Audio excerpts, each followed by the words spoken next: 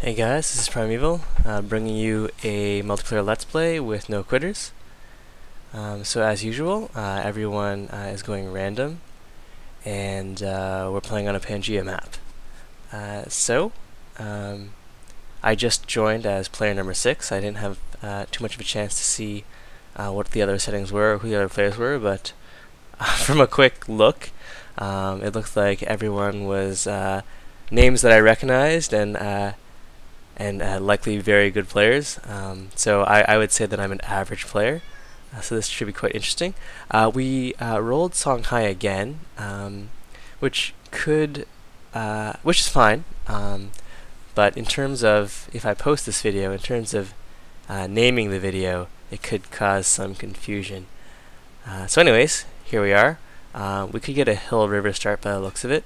I'm just going to scout around with my warrior to see if we can see anything better. If we move to the hill, we won't be able to build the Petra, but there aren't very many desert hills, just the 2 from what we can see right now. So not being able to build the Petra isn't a big deal.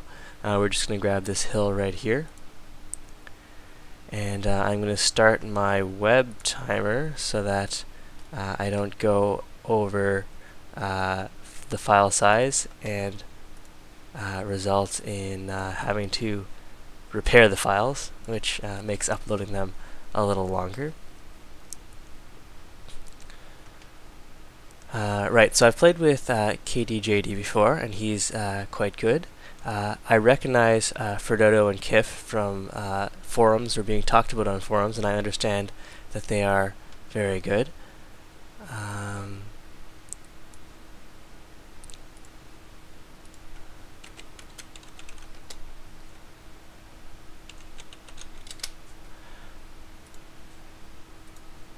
So, we'll see how this goes.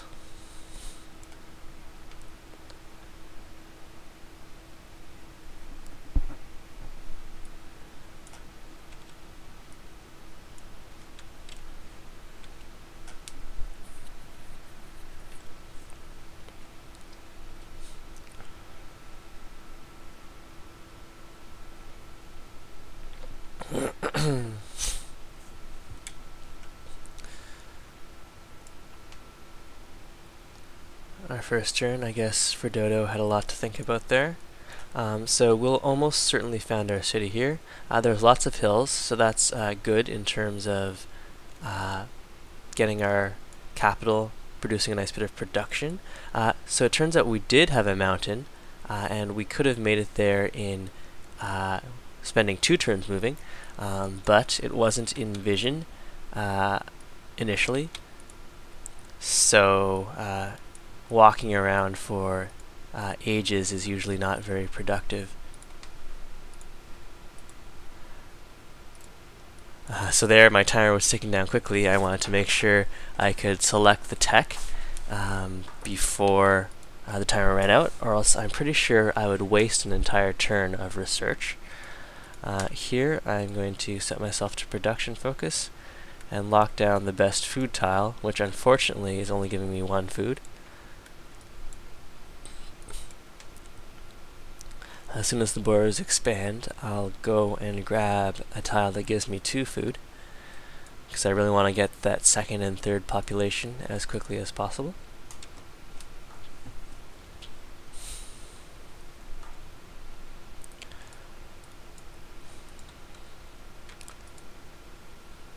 Just continuing to explore around with the starting warrior. So generally I do like to make a circuit around the capital. But I also am about to finish this scout, and I like to make the most use of my movement points as possible. So since I was definitely directly adjacent to this river, had I gone over the river, I wouldn't have been able to use the movement points to the maximum.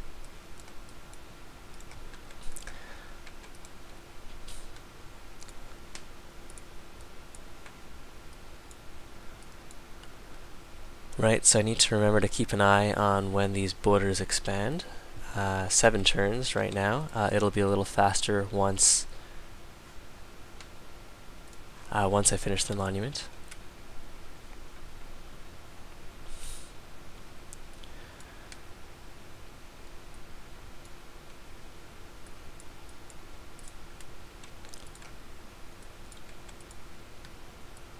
So we're right beside KDJD. And like I said, he's a very competent player, perfectly willing to cooperate or attack. So we'll have to pay careful attention to him.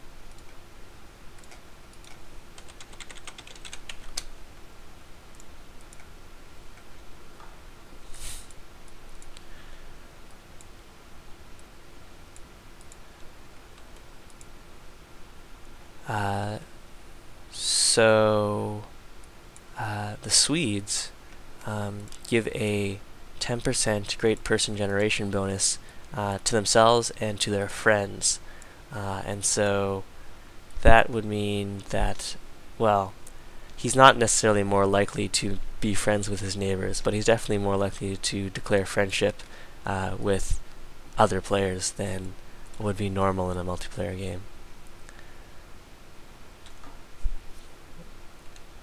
The only other reason to declare friendships in multiplayer, other than just general signaling or posturing, is you need to be friends in order to sign a research agreement.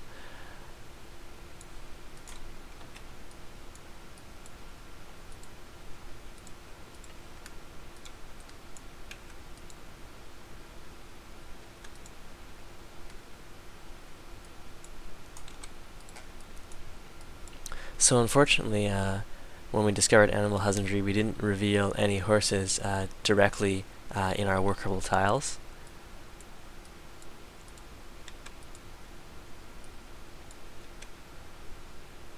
So here I'm not sure if I should swing back, spend 3 turns trying to grab that ancient rune, or I should explore south of my capital. I think I want to try to go for the rune here. It's surrounded by hills, which means that the likelihood of another player going and grabbing that soon isn't as high as if it were on plains, say. So here I'm going to work on an archer next. Since we're right beside a city-state, we might be able to grab a worker from them or otherwise intimidate them and get a little gold if we go to number 1 in terms of military might. Since we're number 2 right now, there's a good chance of that happening. Looks like here we're extending towards the wheat, which is fine by me.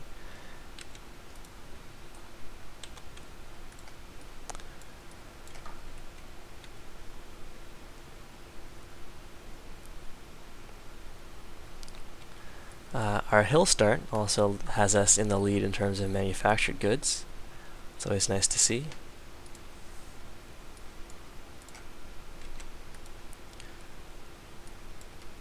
Oh, and what did we get there? Barbarian camps?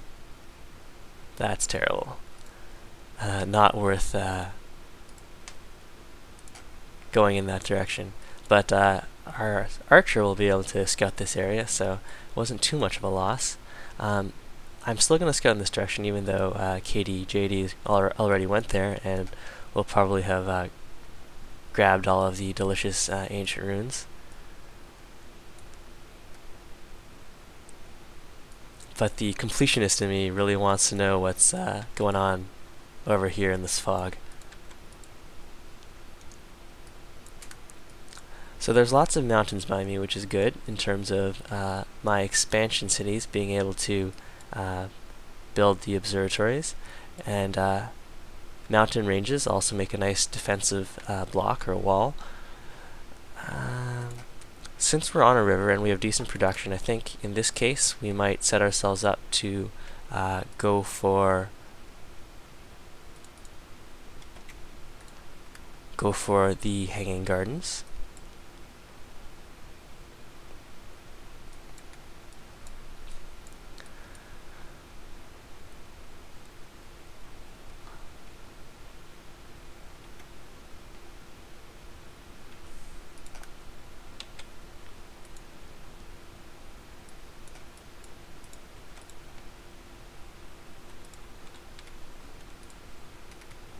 So next I'm going to go for the granary, and we'll send our archer out to have a look at Ragusa. So before I was saying there was no detriment to pledging to protect city-states, but it's possible that pledging to protect increases their resistance to tribute demands. I'm not actually sure if that's true, and I'm thinking that actually I just made that up right now. So I'm going to pledge to protect, just on the off chance that we hit some sort of a good quest, and then that extra influence, the 10 extra influence from having pledged to protect for 10 turns, might actually get us into the friends category, or rather the allies instead of friends. So it looks like Frododo is just to the north of us, and they've got a lot of swamps, so they're the name eludes me at the moment, but they can build the polder. I think they're the Dutch, and the polder is actually a really nice improvement. It's not until a much later tech, and at least I'm separated from Frododo by these mountains. I understand that he's a very good player. Alright, so here I'm not sure if I want to be churning out settlers soon. I think I'm actually going to, let's see, manufactured goods, I'm still number 1. I can grab this food tile. Do I want to go Liberty?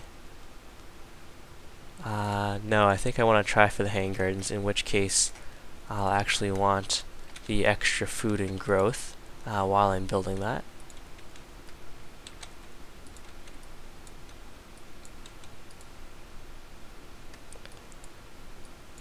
So here, I'm number 1 in terms of military, and Ragusa does in fact recognize my military might. I'm not sure if bullying them will make it will delay the time it takes for them to make a worker. I definitely want to steal their worker.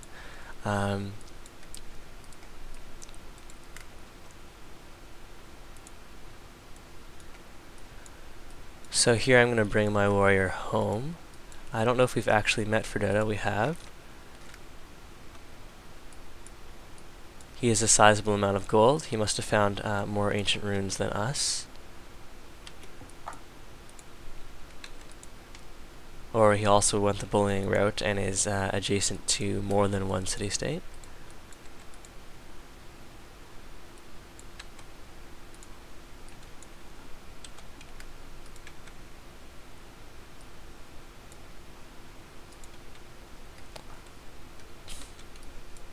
So copper is in Frododo's lands. We've got spices and wine. We definitely want to expand to grab one of those spices. The wine is fairly safely ours. Over this way, quite a bit extended from our capital. We've got some citrus and dyes in terms of other unique luxuries. And right over here, we've got China.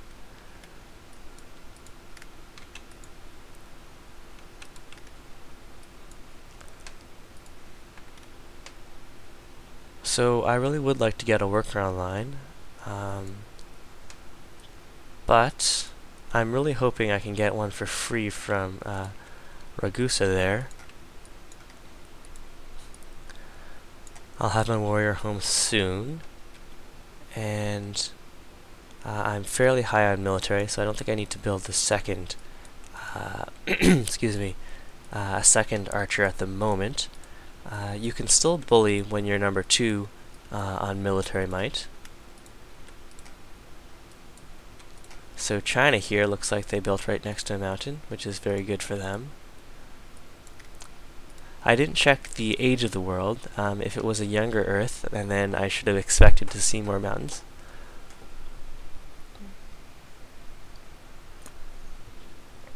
In which case I might have sent my warrior onto another hill to get a little more sight in the other direction. because generally mountains are beside hills, and so if I really wanted to look for a mountain, that would have been a better option.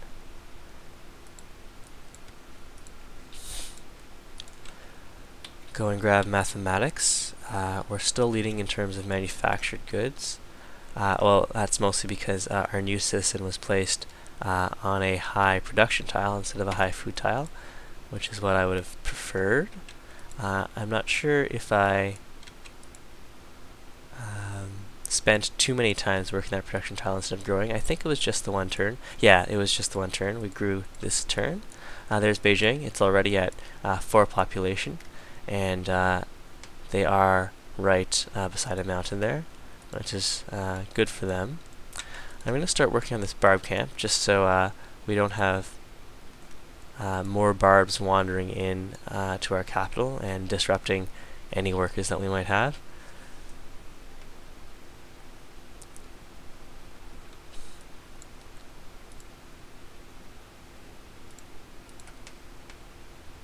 Now,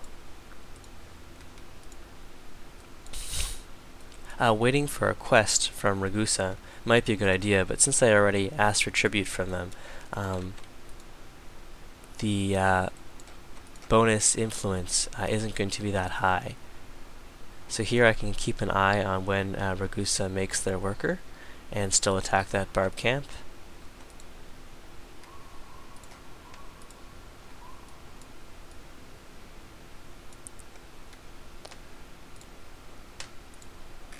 China is leading in terms of points. I think that's mostly because they're at 4 population already. I don't think anyone's settled a second city yet. Here's Persia, so we're all fairly close.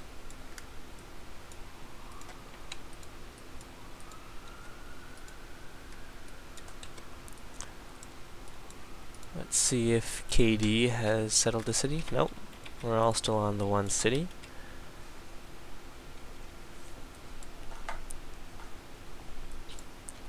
Number 2 on manufactured goods here.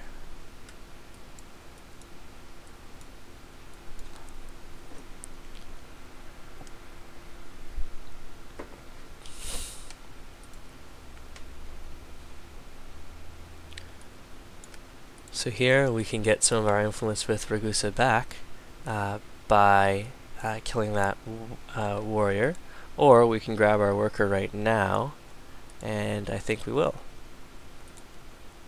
So here's our worker from Ragusa. We can make peace and bring our warrior in to protect our archer. So here's Persia. They already have their settler out and they're working on the Great Library. I guess Persia must have gone Liberty, or not. They hard built the settler, and then now they're going for the Great Library. They have marble, so once they improve that, they'll get a wonder production boost, 15%. They also seem to be in a corner here, which is very nice for them in terms of being able to defend themselves.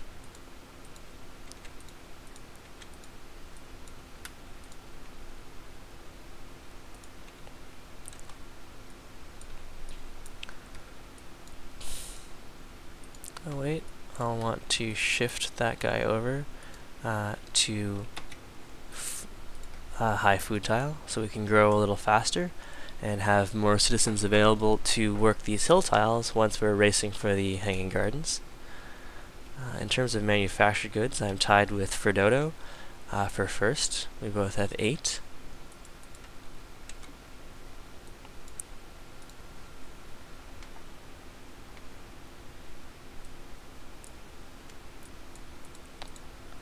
So the first thing I'm going to do, since I do want to race for these hanging gardens, then I'm going to switch over to production. No, I think I have time to build a farm, because I won't have mathematics for another 5 turns. And then, so this farm's going to take 3. Maybe I'll just put the 1 turn into the farm, and then I'll go and work on that mine.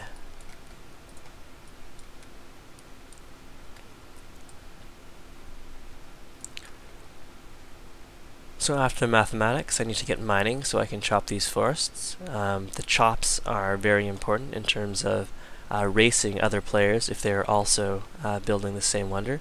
Frodo is on 12 manufactured goods now, and so that likely, it's because he settled the second city, but also he might be switching over to production now, which means he might be racing for a wonder.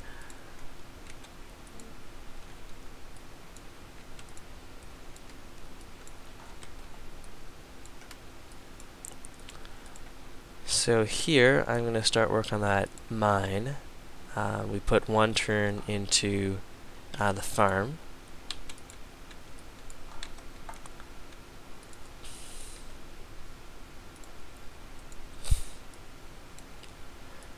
So China is accelerating in terms of military might, and if Persia is spending time building the Great Library, they're going to be fairly weak militarily.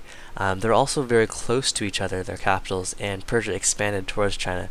So I'm thinking that one of the early wars is going to be between China and Persia, and with China being the aggressor. China would prefer to aggress once it has Chokanu, which are extremely powerful, but attacking early will allow them to gain experience on their composite bows, and they'll have veteran Chokanu for once they move on a much more threatening target. So I don't have mining yet, so coming this way was a little silly. At least it means I can go in this direction and improve the wheat tile or the horse tile. So improving the horses would get me more production. So that's what I'll do first.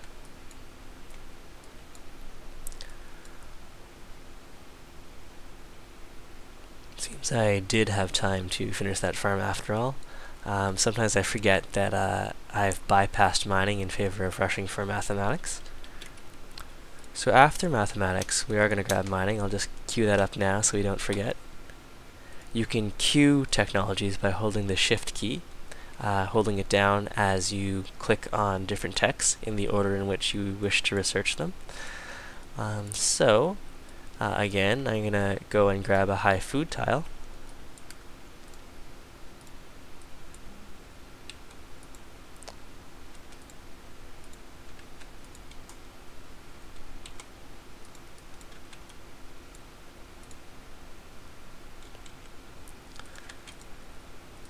And here,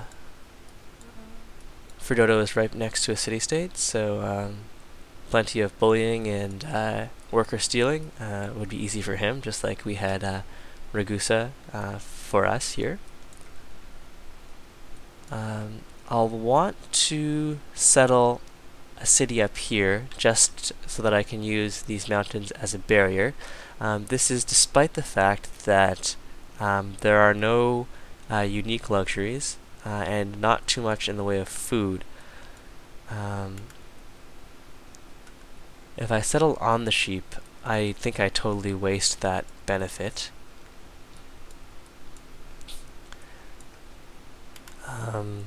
But settling right here would be not the best in terms of there'd be 2 ranger units that could attack me here, whereas if I were to place ranger units here or here, because they're on the low ground and there's high ground here, they wouldn't be able to fire back. But at least I'd be in a choke with only the one tile that has access to the city.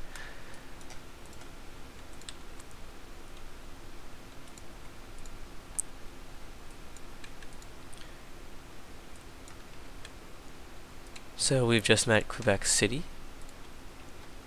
We can pledge to protect them. Likewise, we can pledge to protect Yerevan.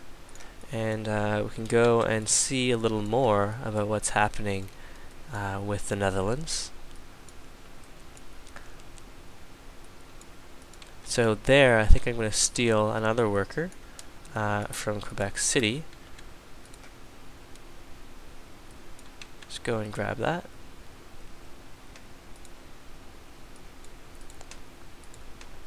You need every advantage you can get, and having city-states so close to your borders means free workers. So here we'll start working on the hanging gardens. It's 18 turns right now. We'll grow to 6, and then we'll switch over to production focus. We'll also get some chops in, so I think we'll be in okay shape, although someone's at a ridiculous 18 hammers per turn. I'm not sure how they're doing that, but kudos to them. It's something that I'll have to look into.